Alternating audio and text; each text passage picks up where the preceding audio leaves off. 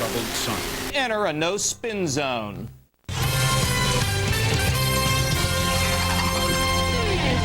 Hello, everyone. I'm Carol Iavana. A transfer of presidential power this weekend. Vice President Dick Cheney will assume the role of president when Mr. Bush undergoes a colon check tomorrow.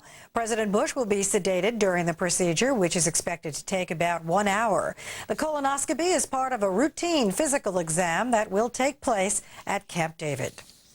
A scare on Capitol Hill this afternoon. The Capitol building was briefly evacuated after a false fire alarm. Some workers smelled smoke. Firefighters found the source, an overheated electric motor in the ventilation system. Movement in the Arizona wildfires, but not for the better. Scores of firefighters are being sent from Show Low, where the fire is quieting down, to battle the new threat near Forest Lakes. The fire broke through a containment line and is heading toward hundreds of homes. Get prepared to pay more to mail a letter. Starting this Sunday, it'll cost 3 extra cents to post a letter. The price of a first-class stamp will jump to 37 cents. And she took some tumbles doing it, but number 2 ranked woman tennis pro Serena Williams has made it into the 4th round at Wimbledon in England today. And I'll have another update for you at the bottom of the hour. The O'Reilly Factor is next. Coming up, corporate fraud. Stay with the Fox News Channel, the network America trusts for fair and balanced news. Fox News Channel.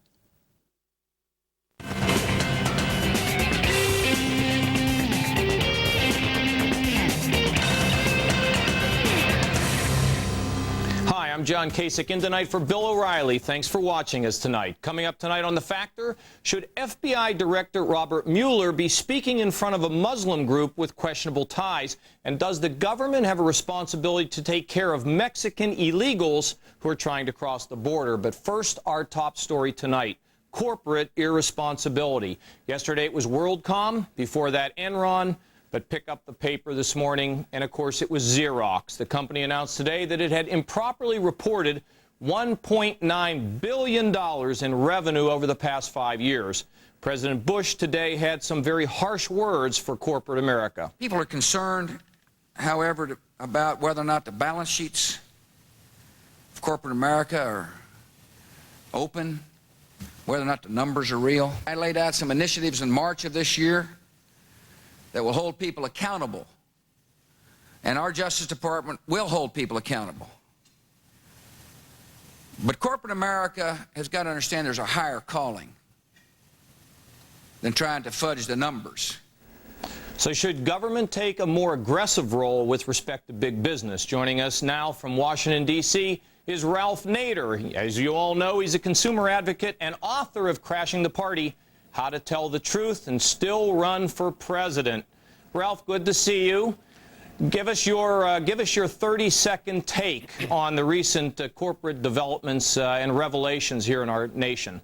Well, what we're seeing here is what Business Week properly called the corporate crime wave. It's not just a few rotten apples in the corporate barrel. The mainstream business press is documenting all kinds of self-dealing, conflicts of interest, greed, excesses, cover-ups, accounting scams, all that places the CEOs and their cliques in a conflict of interest with their investors. And real Americans, John, are hurting here.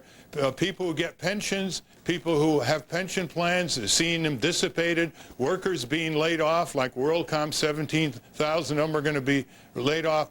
And it's reached a magnitude now, and there's more to come. It's reached a magnitude now where the impact on the economy, as Mr. Volker said recently, is quite serious. Well, you know, Alan Greenspan says, takes the opposite view. He still thinks that we're in recovery and that we shouldn't overstate this. Let me ask you this, Ralph. I've known you for a few years. You made the statement that we have basically a big number of people who are running America's corporations who you would, I guess, essentially say are corrupt. I mean, don't you think that when you take a look at the list of them, there really are relatively few in number, and the ones who have violated the law are being prosecuted as we speak? So shouldn't we not overreact to it? We have to take it seriously, but aren't you overstating this case? No, I think every day is an understatement given what happens the next day.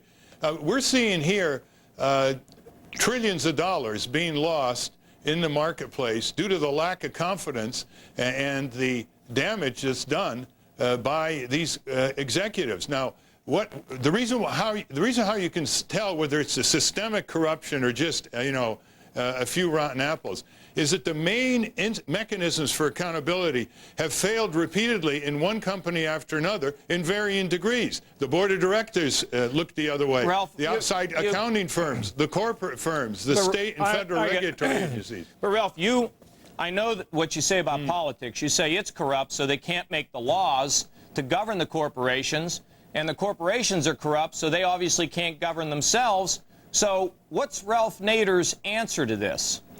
Well, an arousal of the public, including the investor public. You see, if President Bush wants to get to the bottom of this, he can demand a larger enforcement budget to the Justice Department and the SEC, which he hasn't done. What about his proposal today where he says that all companies should go back, all CEOs, CFOs must certify if last year's earnings were accurate, if anybody made any money off of false earnings, they've got to return it. He's unleashed the Justice Department at some of these people. I think that's a good one. That's a good one if he puts his muscle onto Congress, because Congress, including the Republicans in the House, didn't really respond very well to that point about the top executives certifying regarding the financial truth of their accounts of their company. Ralph, let me ask you this. But let me just say this, ahead. John. The key is to organize investors. There are 60 million individual investors in this country. They don't have a strong organization at all to speak for themselves before Congress, to watchdog their own companies.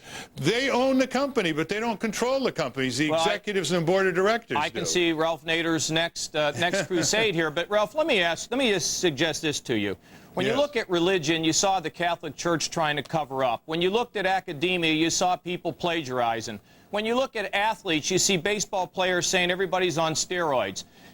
Aren't we, the speeches I make around the country, I say, these issues of personal responsibility and integrity have been lost. Isn't that what we really have to get to? Issues like that? We can't solve this with more laws. We can solve this by basically demanding accountability, personal responsibility, and independent board directors who will fire corrupt CEOs. Isn't that what we need more than more laws?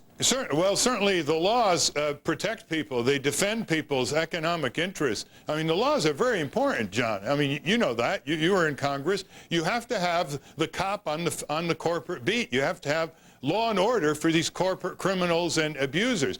But your other point is well taken, too, and that is there is a real value crisis in this country. Commercialism feeds it. It's like enough is never enough.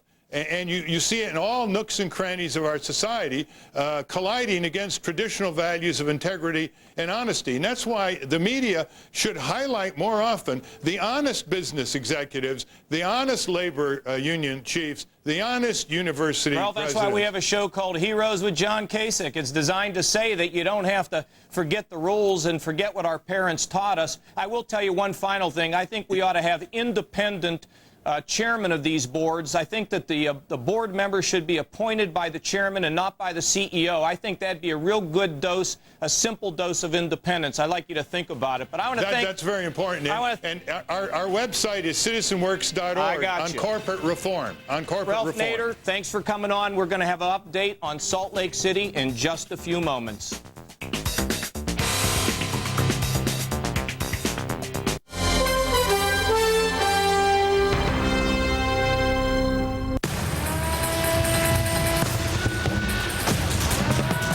Introducing the totally new 2003 Ford Expedition. It's the only full-size SUV with independent rear suspension for superior control and a smoother ride. The totally new Ford Expedition. Think about it the next time you go for a little drive in the rain. It has no equal. It has no boundaries. Whether they wear a tool belt or a necktie, SBC's nearly 190,000 employees, many of them third generation, are just working people, working their tails off, just so you can get on the phone and ask what's for dinner, or say ship 5,000 widgets to my warehouse. Most people take the old dial tone for granted. We don't. We can't. Ordinary people, extraordinary job, infinite character, SBC. Hi, I'm John Scheer, CEO and founder of Video Professor. You know, after teaching people how to operate their computers for over 15 years now, I'm amazed that there are still people that don't have computer skills, like Windows, word processing, the internet, and email. If you're looking for that new job, or maybe it's just balancing your budget, or even helping your kids with homework, these aren't handy skills to have, these are essential. If you're having trouble learning the computer, I'm going to help you out with a free learning lesson of your choice from Video Professor. Let me show you how simple this is. You put the CD in your CD drive. The lesson plays just like a video on your computer screen. The best part about this offer, this is free. You just pay a small shipping and handling, and I'll even refund that if you're not satisfied with my product. It's free, the risk is free, so what do you got to lose? Try my product. To get your free computer learning CD, you must call now. Call 1-800-409-2627. In the Unresolved Problems segment tonight, a federal grand jury wants to hear more from the wife of Richard Reese. He's the man being questioned in the disappearance of Elizabeth Smart. Angela Reese initially spoke before the Salt Lake City panel earlier this week. She claims that her husband was in bed next to her throughout the night that Elizabeth Smart was kidnapped. Joining us from Salt Lake City is Fox News correspondent Adam Housley to give us an update. Adam, why don't you just give us the latest? The grand jury is going to call her back? Apparently that's what we're hearing, John. Of course, her alibi is something that's been quite controversial, saying it's not a very strong alibi. At least that's what the detectives seem to say in this case. Some other late information, too, for you, John. Two things we've learned about the Jeep, that infamous 1990 white Jeep Cherokee that Mr. Reese earned from Ed Smart through work at the house. We've been told by the FBI in the last couple of minutes that they've taken soil samples of the tires, as well as they've done a special type of fumigation. They call it a super glue type of fumigation that apparently picks up all the microfibers that might be in this vehicle. So this is still the vehicle becoming the center point of this investigation on the object side. Of course, Mr. Reese is the unofficial suspect in this case. Now, John. Adam, is this the same vehicle where the mechanic at the auto place said that, that there had been 1,000 miles put on that Jeep in a period of about a week? Is that right? Is this the vehicle? Why don't you elaborate on that? Right, it's the vehicle. The guy who you're talking about, the mechanic, is a man by the name of Neff Moole. We just spoke with him not too long ago. It was his shop that the truck was apparently taken to, the Jeep. And he says that 1,000 miles indeed have been put on that vehicle, about 1,000 miles since he checked it out at the end of May, which is very close, of course, to the abduction of Elizabeth Smart here in Salt Lake City. That Jeep is still impounded. The detectives told us a couple days ago, we confirmed this, that there's a couple items potentially missing from inside that Jeep. Also, the rumors have just swirled around what those items might be. The hottest rumor is still that they are seat covers that have been taken from inside of that truck. But again, it depends on who you talk to. One of the problems we're having, John, with this case is the police department has what we call investigative arrogance out here. They haven't given us a lot of information, then they complain when some of these rumors come out. We've been pretty confident here at Fox that we haven't had a chance to tell any rumors. Everything that we've brought up has pretty much come to pass. Yeah, I guess I'm sort of the view, Adam, that I don't think the police have got to, tell us everything. I'd rather them do their job. Right. And, we get mad when they don't answer our questions, but I'd rather them get the job done. What about the surveillance video, this surveillance camera that was at a children's hospital close to the Reese home? They thought they might have seen something suspicious in terms of two cars and driving off in strange directions. Tell us about that. Right. In fact, that hospital you're talking about, the Shriners Hospital, is right behind our camera position. I can see it looking by the camera right now. There was some controversial video that came out of there. Apparently, the morning of the abduction, one of the security guards saw two cars drive in. He says one of them looks very similar to a white or tannish sedan. Of course, you've seen surveillance video before. I'm sure most of our viewers have. When stories come up like this, they're hard to tell specifically sometimes if it's a white or if it's a tan on that video, but they drive up there. One car's there about 15 minutes. They face each other in opposite directions so the drivers can actually look at each other and talk. They act kind of odd when they're there, and then they pull off in opposite directions. At the beginning, the Salt Lake Police Department thought it was an interesting piece of video. Then they kind of wavered away from it. Then the FBI got it back and sent it to Quantico, and we're being told there could potentially, I want to underline that word there, be a situation where they can make out part of the license plate of one of those cars. And that hasn't been released to us yet. And then this business of the golf cap, the Scottish golf cap that I guess Elizabeth's sister said the assailant wore. They now found one in Mr. Reese's his father-in-law's home. Is that right? Right. The father-in-law lives right next door. He told Fox News yesterday that the hat hangs in his kitchen, basically. But that's not one thing, John, we have to be careful of. And one thing the investigators told us yesterday, stuff like this, those hats aren't too uncommon to find. So the fact that his father-in-law had one next door, yes, exactly it does match right. description. That's exactly right. I know this, regardless of the outcome here, I mentioned it last night, this man has been in and out of prison for 30 years. He tried to kill a policeman. He's escaped prison. For the life of me, I can't figure out why people like that just simply don't get locked up. I mean, there's a lot of criticisms of 3 strikes and you're out in California, but my goodness, to let a guy like this out makes no sense. Thanks, Adam, for being with us. Bye, John. Up next, why did FBI Director Robert Mueller speak to a Muslim group with questionable ties? And then, should the U.S. Border Patrol be worried about the well-being of Mexicans trying to cross the border illegally? These stories in a moment.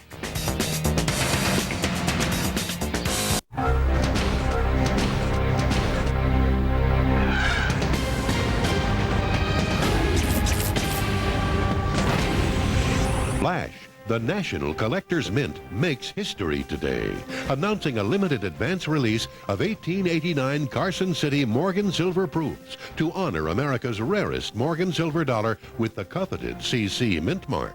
Less than 2% of all Morgan Silver dollars were minted in Carson City, Nevada for only 13 years. Relatively few Morgan dollars exist anymore. Fewer still have the Carson City mint mark. Now, during this limited advance release, we offer you an 1889 Carson City Pure Silver Clad Proof for just $9.95. Morgan silver dollars are legendary in the history of the Old West. They were used to settle debt, to buy homesteads, to stake claims. And the most celebrated of all Morgans are those silver dollars minted in Carson City over 109 years ago. Collectors covet them. In fact, a rare 1889 Carson City Morgan recently sold for $529,000. The head of Lady Liberty stands out in stunning relief against the brilliant mirror-finished background above the original date of 1889. On the reverse, the proud American eagle hovers majestically. Its talons point to the telltale mark of the mint beneath the wreath, CC for Carson City. Each 1889 CC Morgan Silver Proof comes with an individually numbered certificate of authenticity. The final issue price is set at $35 each, but during this advance release, you can own a magnificent 1889 Carson City Morgan Silver Proof for just $9.95. Each is 100 mil .999 pure silver clad and is guaranteed to be in proof condition. Orders accepted on a first-come, first-served basis. Strict limit of 5 proofs per caller. Don't miss out on this historic offer. Call now. To order, call 1-800-716-7744. That's 1-800-716-7744. Act now for the advance release price of just $9.95. Call 1-800-716-7744. It's our summer parking lot sale. Where free is a very good price. Free mini brunch. Free Tom Peterson haircut. Free gift with every purchase. Farm tables, we have them all. And today you can buy this table and 4 chairs for only $149. Join us this weekend. Have a chip. Take a sip. Sit right down and have a clip. Now that's Tom Peterson. And glorious too.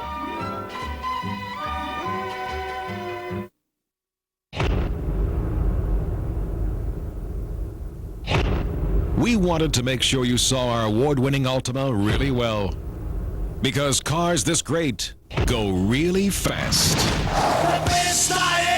It's the July 4th must-see sales event at Nissan. A great time to test drive the Altima, named 2002 North American Car of the Year by 50 automotive journalists. Nissan's must-see sales event. Now you see it, now you don't. Nissan. Driven.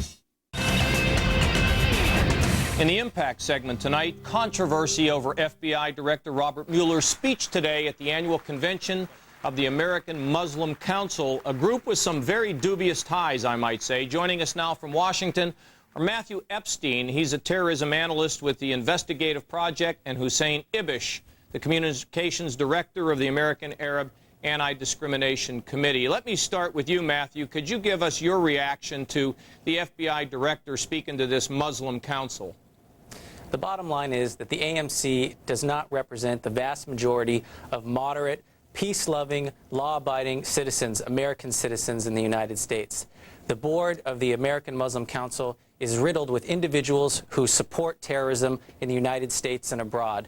Abdul Rahman Alamoudi, Jamal Barzinji, whose house was raided by SAR. The bottom line is that the FBI should not be speaking with an organization that is closely associated with terrorists and does not represent moderate Muslims in the United States. Now, Hussein, I've never had a chance to meet you, but you're all over TV. You're a big star now. But let's get to the sort of the nice bottom. To meet you too. The bottom line on this issue. This group has a former executive director who said not only does he support Hamas, but he also supports Hezbollah. We saw this incredible picture of the toddler with the suicide belt around. Why pick? You're a guy that wants to promote the moderate Arab. Why would Mueller decide to go and speak to a council that's been associated with H. Rap Brown on the FBI's most wanted list? Why pick this group as compared to some other? Well, let's put it this way. I think that, first of all, it's really terrible that to even have a discussion like this, because the AMC is a very well-known American Muslim civil rights group. And I think that Director Mueller is a grown-up, and he knows everything that we know and much more. And I think he can decide very well who to speak to without the help of Mr. Epstein. As far as statements by Mr. Alamoudi and others, and these are former leaders of the AMC. Right now, the AMC is led by a guy called Eric Vickers. I think that it's a very respectable organization, and Mueller wouldn't have gone there if it wasn't. This controversy just comes out of one corner, which is far right-wing supporters of Israel who are funded by right-wing Israelis who want to exclude Arab Americans and Muslims from the debate. That's look, in December of 2001, the AMC defended the Holy Land Foundation. That's one of the charities that President Bush froze because it had links to Al-Qaeda. I'd like to add that the Holy Land Foundation donates money to the AMC. Well, the Holy Land Foundation donates money to AMC. Let's be clear. We don't know what the accusations are, and actually I haven't heard anyone say that they had connections to Al-Qaeda. But we do know that they did. Okay, I mean, according to the FBI action memorandum, they've distributed money to groups that support suicide bombers. They'd be under arrest. If the government could prove that they did that, their leadership would be under arrest. I guess that the government has some evidence for freezing their funds, but no one knows what the actual accusations are. Let me put it this way, though. AMC is not the Holy Land Foundation. The Holy Land Foundation was known for doing a lot of charitable things. They may have been doing other things on the side. We don't know that. Other things on the side, Hussein. That's like saying that Capone, was a good guy, but he did some other things on the side. The Holy Land Foundation was on the State Department's list of approved charities for quite some time. I mean, there are a lot of people who understood it to be, in good faith, to be a bona fide charitable organization. And until their assets were frozen, until serious questions were raised, I don't see any reason why, that people shouldn't have been engaged with it in good faith as a charitable group. Besides which, there's no reason not to speak to this organization because some people involved in it had connections to another organization. That's really too much of a stretch, and it borders on McCarthyism. Well, let me give you another one. Vickers, who's the current executive director, apparently has been very critical of the Attorney General for the arresting of Padilla, the man who is out here to scout out how to use a dirty bomb against the United States. Matt, what about I don't think that's what you said, though. Matt, that's exactly right. The AMC has a history of defending individuals who are supporting terror in the United States. We have to look at the facts here and the statements that have come out of AMC. This is an organization that up until September 11th had a section on their website that stated, "Don't talk to the FBI." This cannot be forgotten. We need to support Muslim groups in the United States who are supportive of the United States agenda in fighting terror at home and abroad. So let me clarify what he said about Padilla for a second. What Vickers, who is a civil rights attorney, has been saying is that the government should charge him with a crime and treat him as a criminal defendant. And that's what a lot of criminal defense attorneys and civil libertarians are saying. It's not anything particular to AMC or Vickers or anything like that. Lots of people are saying that's a very legitimate comment. But who's saying, look, it's been, you can say it's, recently, we can't talk about the past, but the past is too recent. Whether it's a website, like Matt has just talked about, or whether it's the support of... my only point to this is... what did the website say? What the website said was, get an attorney if you're going to talk to the FBI. That's what all civil rights groups tell people, especially given our history. Hussein, you can put it in moderate language, but it walks like a duck and quacks like a duck. But here's the point I want to raise with you. How does the United States create a relationship with the moderate Arabs who can run these radicals out of business. Are you engaged in condemning the radicals? Oh, I think, of course. I mean, anyone who's an extremist, anyone who's a fundamentalist who believes in violence gets my condemnation right away. And I personally don't believe in religious politics at all. So I promote a secular approach to all kind of politics. Of course I do. Mr. Hussein, will you condemn Hamas and Hezbollah by name? Will you say that I condemn Hamas and I condemn Hezbollah? Well, will you, Hussein? That is the question here. That is the question. Look, that is absolutely I mean, the answer is yes or pathetic. no. We're running out of time. That is absolutely pathetic and preposterous. I will condemn every single act of violence. I will certainly condemn suicide bombings without any question. I've been doing it since April 2001 when no one was interested. We're running out of time. Matthew, I want to thank you for being with us. We're running out of time, but I think maybe we need to work together and promote a little bit of moderate activity in this world. There's plenty more ahead as the factor moves along this evening. We're going to talk about the political correctness of school exams. We'll be right back with you.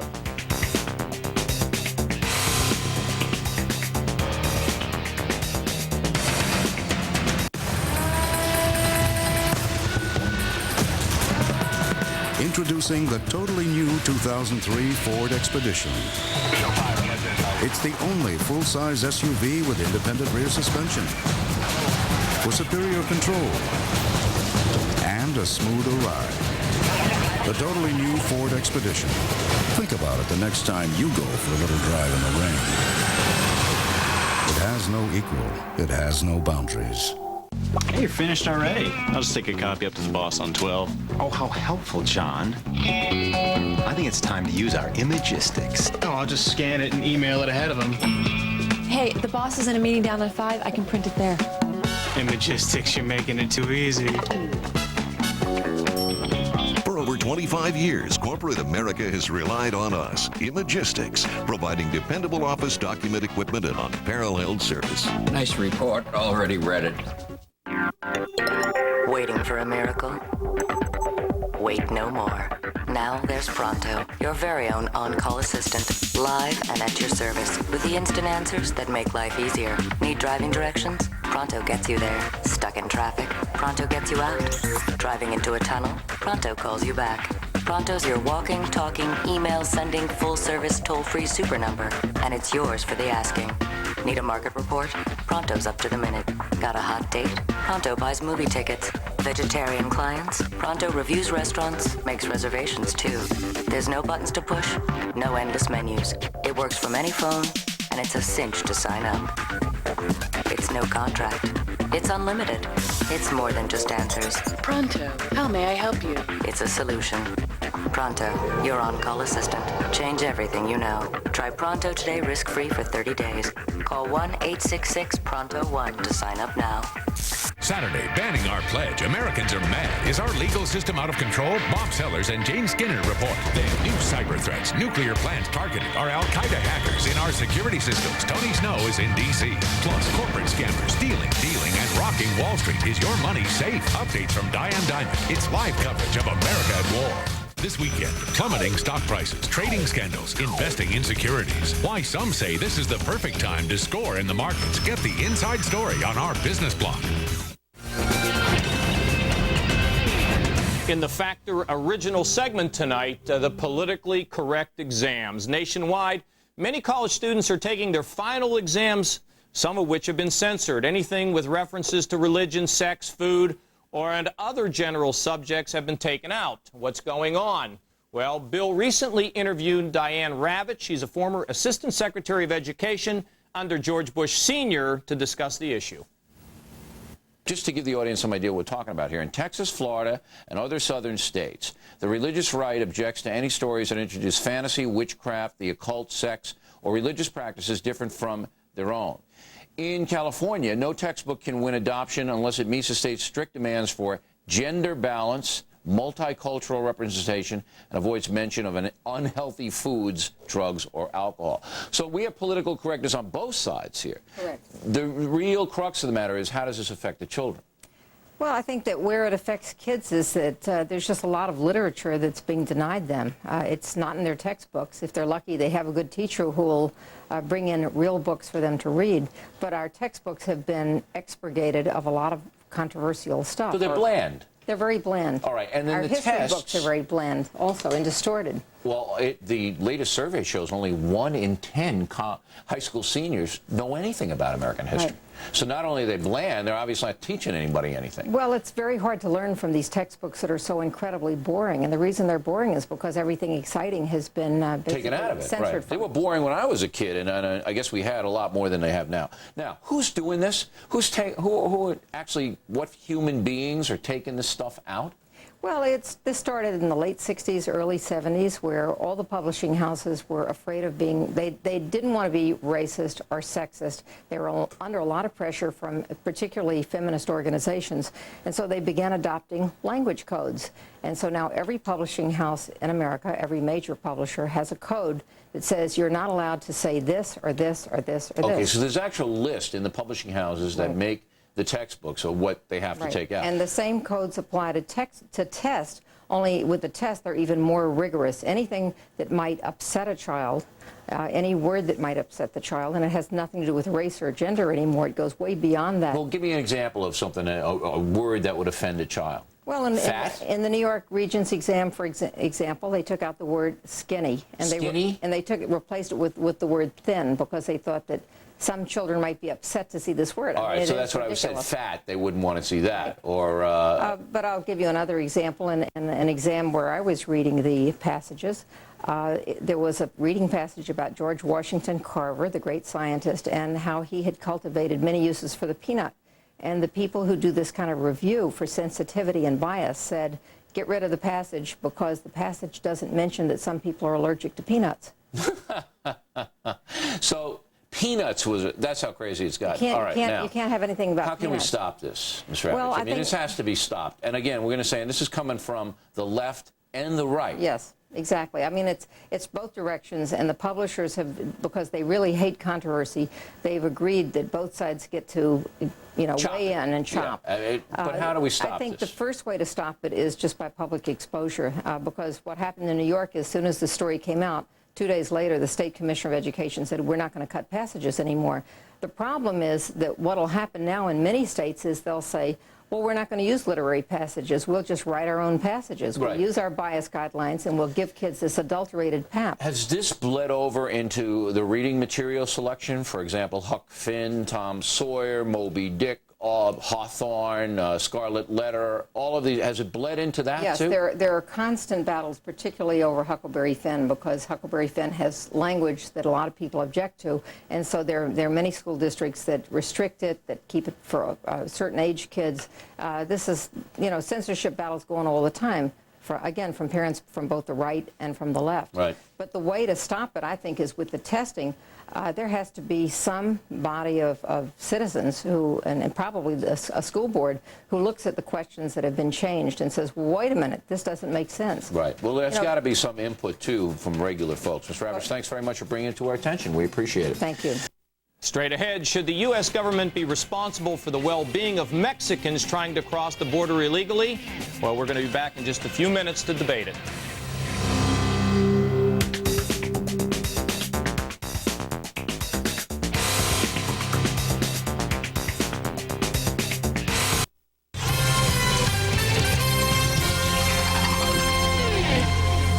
I'm Carol Iavana. New developments in the war on terror in Afghanistan.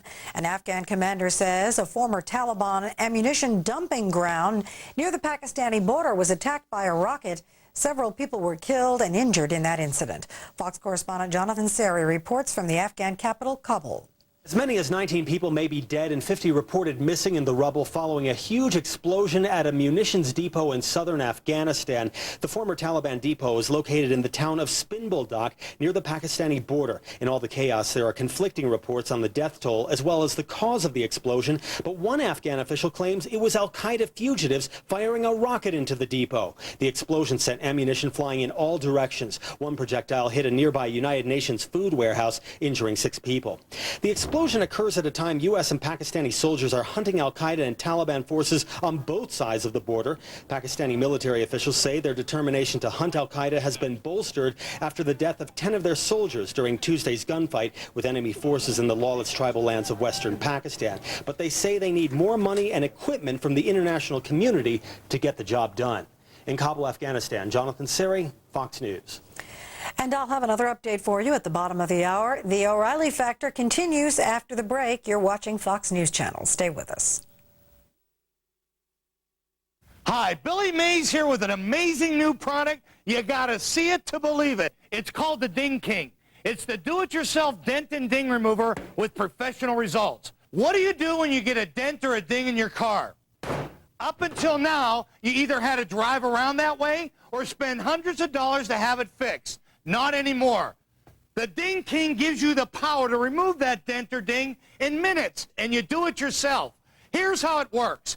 Simply apply the special bonding agent to the super strong dent puller and place it firmly in the middle of the dent.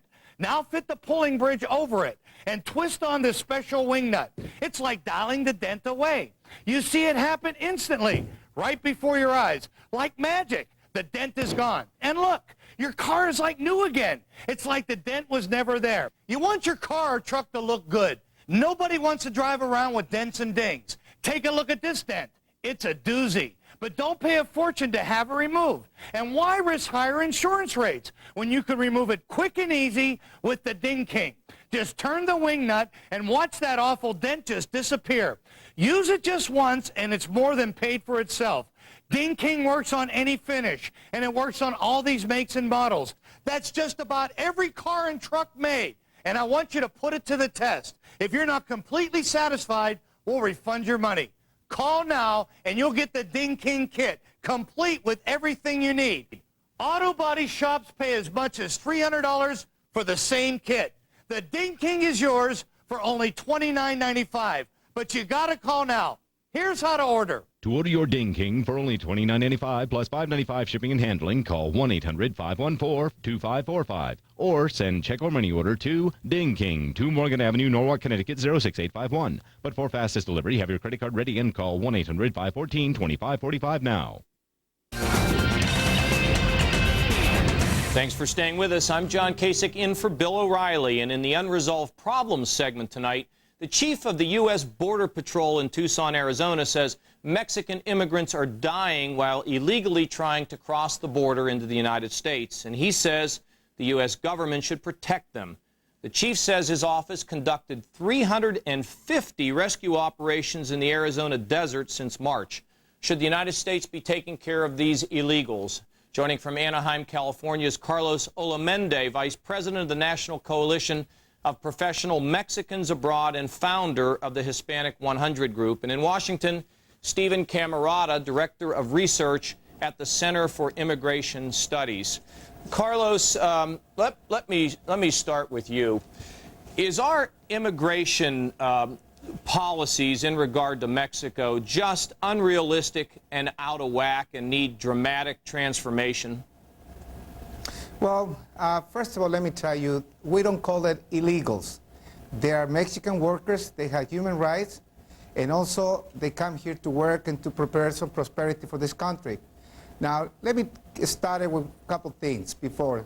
We need to establish this in the context of Mexico-USA relations. It's in the fact that Mexico and United States will be neighbors forever, number one. Number two, it's also in fact that Mexico is the biggest trade partner for United States economy. Number three, it's in fact that also both presidents of Mexico and United States, they're engaged in establish a new version and a new vision for immigration in the future of those two countries. We're living in one of the most precious moments in the relations Mexico-United States, and that's why the decision, which is I respect and applaud the decision of this officer of the INS to rescue the lives of the Mexican workers. Stephen, let me respond to this. You have the U.S. Border Patrol trying to prevent Mexicans from coming across the border in areas where they have easy access. So now they've resorted to going across the border in areas where they take their lives into their own hands. Now, you have Mexico, which in the short term doesn't, its economy's doing better, but obviously America's the land of opportunity. Can you blame these people for wanting to come across the border? And secondly, when they get here, we don't want to let them die out in that desert, do we? Don't we need a fundamental change in this policy? Absolutely. There's no question that, look, if the Border Patrol comes across someone dying in the desert, they absolutely must rescue them, administer first aid, and if necessary, give them access to an American hospital. But that, of course, must not distract the Border Patrol from its critically important function, especially at a time of war, of protecting the nation's borders. Now, the problem here is that what we have is we've increased Border Patrol somewhat in recent years, but we've left interior enforcement. That is, we allow illegal aliens to come and work and get driver's license, attend public schools, and so forth. So we've completely allowed interior enforcement to atrophy. So as a consequence, what we really say to these illegal aliens is, if you run this gauntlet at the border, there's a job for you here. Well, the other thing is that what you're saying is a country that can't control its borders is a country that may not be able to protect itself effectively. Absolutely, because if a Mexican day laborer can sneak across the border, so can an al-Qaeda terrorist. So Carlos, it's obviously critically important. Carlos, let me say to you, you know, our immigration policy is such that people have to stand in line to get into America. There are a lot of people that just can't wait to get to America. Yes. Now, if somebody ditches the line in immigration, you know, it's 1 billion times worse than if they ditch the line at a ball game or a movie theater. They're breaking the law. Now, that doesn't mean that we shouldn't have a realistic approach to the law, but you must concede that they are illegal, that they should not be violating the law and coming across the border.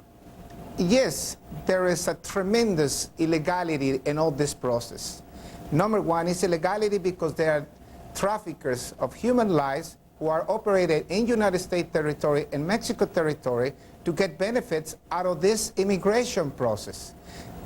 Right now, approximately, they claiming to have $6 to $7 billion that they make out of these human life traffickers. Number one. Number two, that's why the Mexican community living in the United States are united in order to establish a legalization process, because we, the Mexicans, we don't want to live anymore in the illegality. That's what we call up the Congress to legalize, normalize, or establish a regularization process so the families can be united.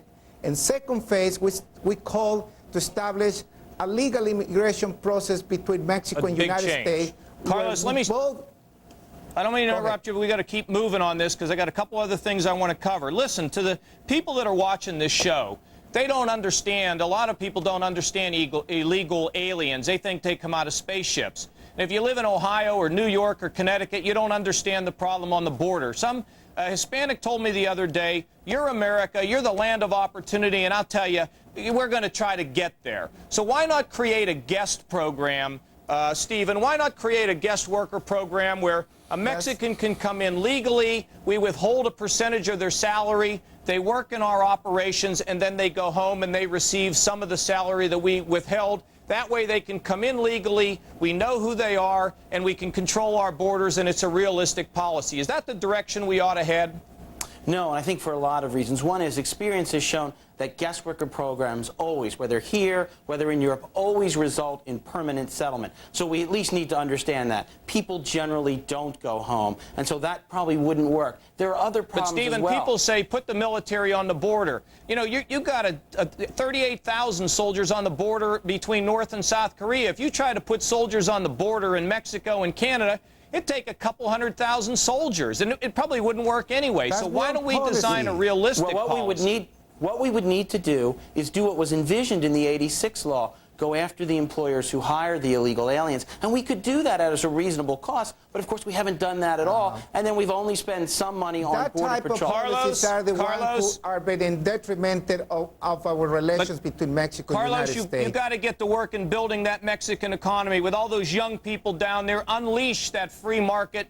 Get rid of the corruption and support those people, understand the rule of law and private property. That's the long-term answer. There's a new president in Mexico. There is a new members of Congress that we're working in that direction. But let me tell you this. We need to establish here what they call legality. The legality established would start a good program between Mexico and United States where we can have those temporarily working programs to come to legally here, documented, and they can come back freely to their homeland. I want to thank you and Stephen. We run out of time. This is a debate going to go on for a long time. Up next, Girls Gone Wild video. Been challenged in the court. We have a ruling. We're going to tell you about it in a second.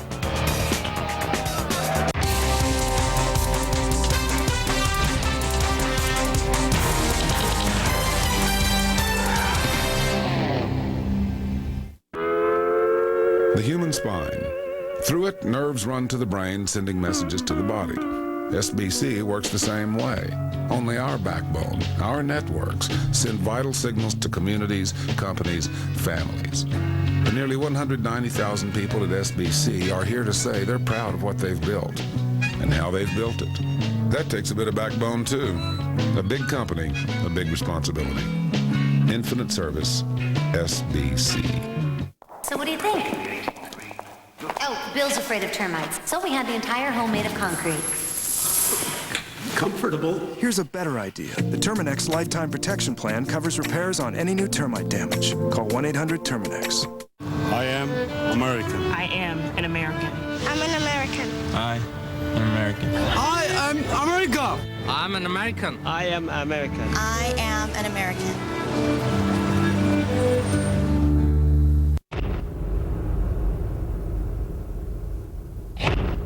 We wanted to make sure you saw our award-winning Nissans really well, because they're about to go really fast. It's Nissan's must-see sales event. Get low 3.9 financing for 60 months on 2002 Pathfinders, Maximas, and Xteras. That's low APR financing for 5 full years. Hurry to Nissan's must-see sales event. Now you see it, now you don't. Nissan. Driven. As we grow older, our feet change with age, affecting mobility and overall health. At Foot Solutions, our trained podorthists work with you to adjust to your changing feet, scanning and measuring your foot to ensure a perfect fit. And Foot Solutions carries a wide range of shoe styles, even shoes and orthotics specially designed for diabetics. Stop into the Foot Solutions store near you and see what a difference quality foot care can make. Foot Solutions, your complete foot care center. 2 great Foot Solutions locations to serve you, Clackamas and Tigard. A beautiful fireplace is always in style, and Gordon's Fireplace Shop and Home Decor has the best of everything for your fireplace. Gordon's seasonal sale of gas fireplaces, logs, screens, fine home furnishings, and grandfather clocks are on sale at half off. Looking for the barbecue that lasts a lifetime? Visit Gordon's for the famous Duquesne stainless steel barbecue. Buy your last barbecue first. Duquesne at Gordon's Fireplace Shop at Northeast 33rd and Broadway. Gordon's Fireplace Shop, open 7 days a week.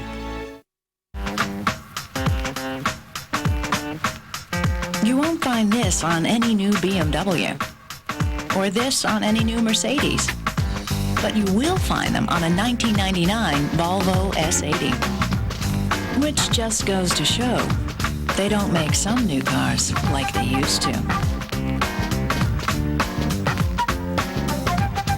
Certified pre-owned Volvos. Test drive one at your Volvo retailer today. In the back of the book segment tonight, public displays of flesh versus privacy. The makers of the Girls Gone Wild series of videos have made millions of dollars by showing girls who are showing themselves. But some of the girls have sued, claiming an invasion of privacy. Earlier this month, one lawsuit was thrown out by a judge in Louisiana, but another is currently pending in Florida. Joining me now from Los Angeles is Joe Francis. He's the producer of the Girls Gone Wild series. And from Washington, Christopher Wolf, an attorney with a law firm of, I can't even say it all, Proskauer Rose, who say they specialize in privacy issues.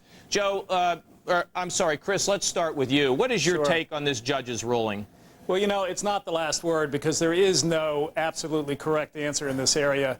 When girls engage in this kind of behavior, which is immature and certainly not to be condoned, they don't necessarily give up all their rights to publicity or all their rights to privacy. In this case, Girls Gone Wild won.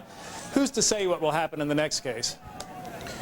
Joe, let me ask you a question. I mean, you know, I've got little girls now, and they grew up and did something like that. I don't know what their dad would do, and I know what their mom would do. But Joe, why make money on this? Why go down to the French Quarter and film these people? And you know, they're down there, they're young kids, they're underage, they're drinking, you get them. I mean, I'm not excusing their behavior, but then you take these videos and make money. Here's the thing, though. Girls Gone Wild is about girls that want to be in Girls Gone Wild. It's about fun. It's about these girls having fun. Well, then why don't you take them out? It's not fun to them, so why don't you take them out? Here's the interesting thing, is even in the situation where we're talking about this particular lawsuit in Louisiana, which we've won, we've made offers to take these girls out, even after the fact they've won. but it proves that it wasn't about that. It's not about invasion of privacy. This is about lawyers on a fishing trip, fishing and trying to look for a quick way to make money. Now they're realizing that we're winning. The courts are agreeing with us, and their decisions are with us, and the lawsuits are going away. So, Joe, you're telling me that these young women who have said you're invading my privacy, you have said to them, we will drop you from all the videos, and they said that's not what we're after? Absolutely. And I did it on national television, which is, you know, I couldn't be a stronger statement than that. Chris, what do you have to say about that? I'm not sure Joe's telling you the whole story. There was a case in Texas where there was a judgment entered on behalf of some girls who were photographed against their will, not by Joe's company, but by another company. By another company. And you know, the judgment was vacated too. Let's give the whole story once again. Joe says that these girls want to be in their video. Well, if that's the case, he knows how to ask their permission. This is from his website. When people submit pictures, his lawyers have drafted up a release. And that seems to be the fair and the right thing to do. And, you know, sometimes the law tries to be right and fair. And when you're talking about a company making millions of dollars using the images of someone else, they either ought to get their permission or ought to compensate them. That's the fair thing to do. Whether or not it is technically an invasion of privacy or not, that's another question. Go ahead, bottom Joe. line, these girls are compensated, you know, with either beads or T-shirts or other Joe, forms of consideration. Hold on. Our other forms of consideration, what I make is completely irrelevant to that argument. So, Joe, you're saying But on the other hand, we do get releases for girls.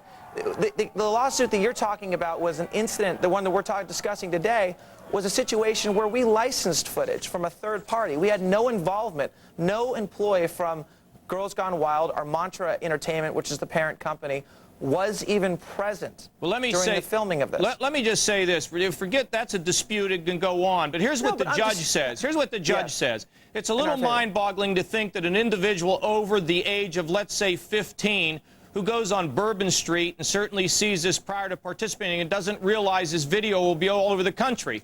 You know, I don't know who this judge is. It's like he's saying boys will be boys down in the French Quarter. I mean, I tell you, I wish if he stands for election, I go down and campaign for him. I want to thank both of you for being with us. Thank you very much. And does America have the stomach for war? A Factor original when we return.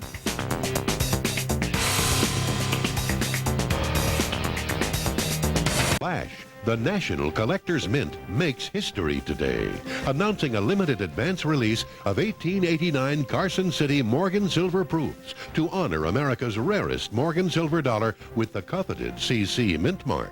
Less than 2% of all Morgan Silver dollars were minted in Carson City, Nevada for only 13 years. Relatively few Morgan dollars exist anymore. Fewer still have the Carson City mint mark. Now, during this limited advance release, we offer you an 1889 Carson City Pure Silver Clad Proof for just $9.95.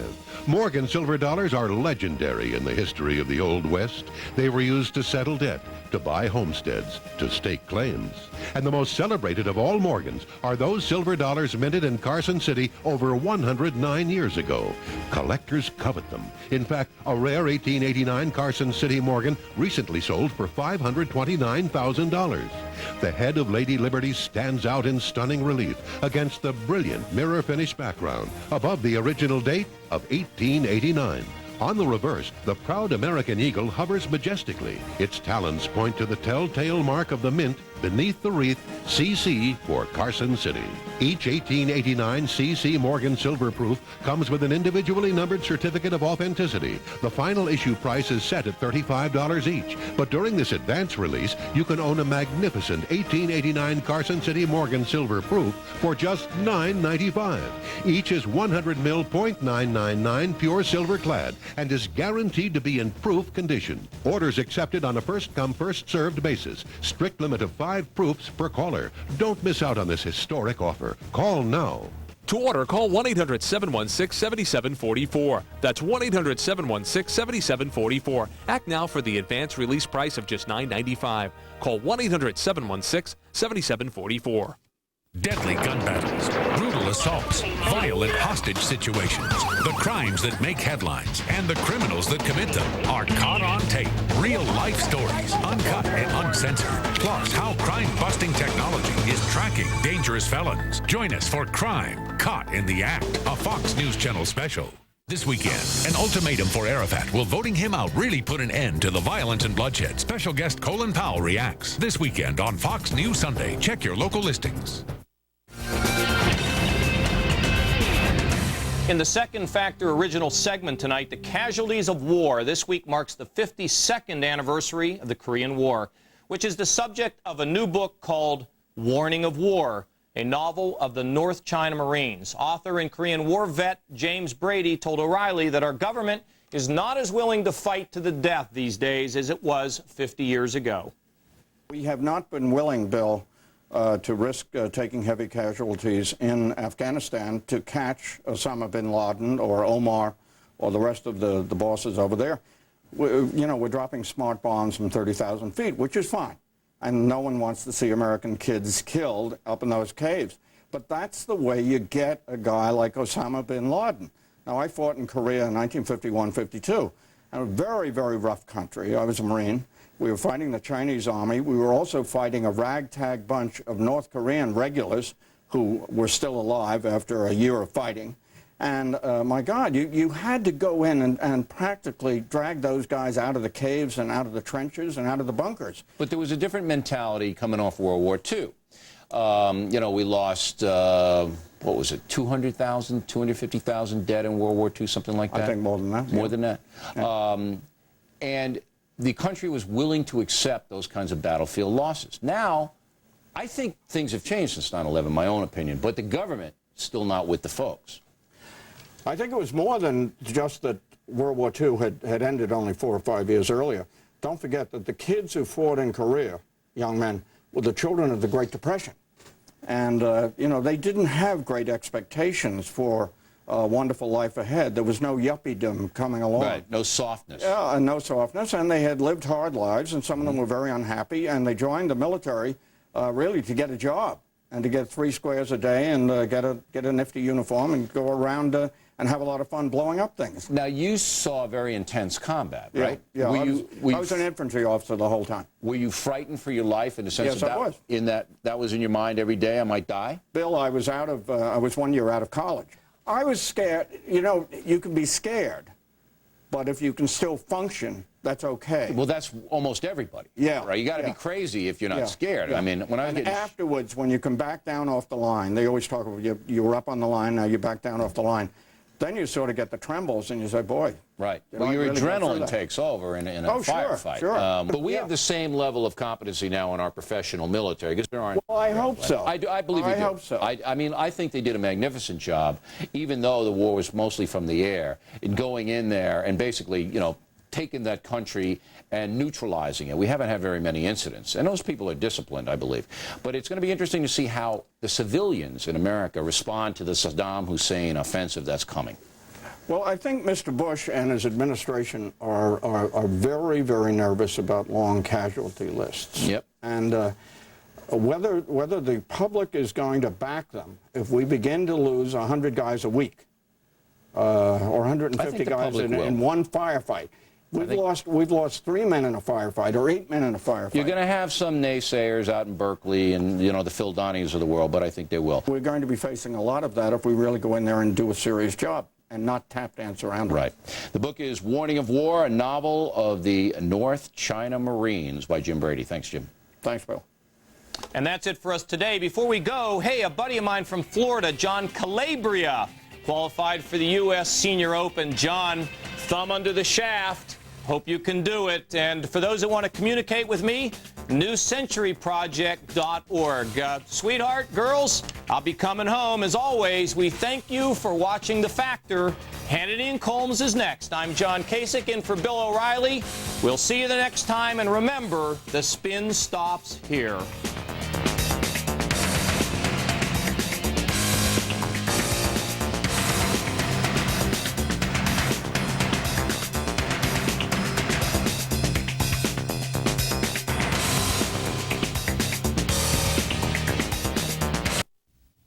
Next on Special Report, President Bush will undergo a colonoscopy tomorrow and turn over power to Dick Cheney while sedated. The FBI director asks a Muslim group to help fight terrorism while Jewish groups protest his appearance. A photo apparently shows a Palestinian